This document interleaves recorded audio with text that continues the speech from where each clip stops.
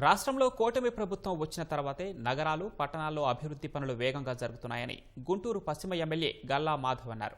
నగరంలోని చైతన్యపురిలో కొత్తగా నిర్మించిన రోడ్లను ఆమె ప్రారంభించారు. గుంటూరులోని అన్ని ప్రాంతాల్లో రహదారులు, డ్రైనేజీలు నిర్మిస్తున్నామని తెలిపారు. వైసీపీ 5 ఏళ్ల పాలనలో రోడ్ల నిర్మాణాన్ని పూర్తిగా విస్మరించారని ఎమ్మెల్యే ఆరోపించారు. అధికారులు, ప్రజాప్రతినిధులు అంతా సమన్వయంతో ముందుకు వెళ్తున్నట్లు తెలిపారు.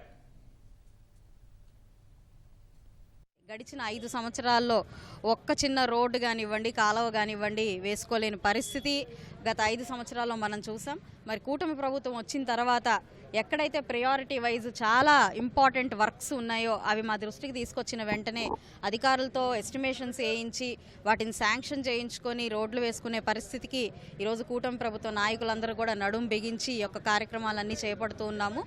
గుంటూరు పశ్చిమ నియోజకవర్గం మొత్తం కూడా ఎటు చూసినా అభివృద్ధి పనులతో ముందుకెళ్తున్నందుకు చాలా ఆనందంగా ఉంది. మరి ఈ యొక్క రోడ్డు ఇలా వేసుకోవడానికి సహకరించిన అధికారులు కానివ్వండి, త్వరితగతిన మాకు అందించిన కాంట్రాక్టర్లకు కానివ్వండి, కమిటీ మెంబర్స్ అందరికీ కూడా పేరు పేరున థ్యాంక్ యూ చెప్తూ మరొకసారి కూటమి ప్రభుత్వం ఎప్పుడూ కూడా ఇటు అభివృద్ధికి ఇటు సంక్షేమానికి కట్టుబడి ఉంటుంది. ప్రజల యొక్క ఆనందమే మా ఆనందంగా ప్రభుత్వం పనిచేస్తుంది అని చెప్తూ సెలవు.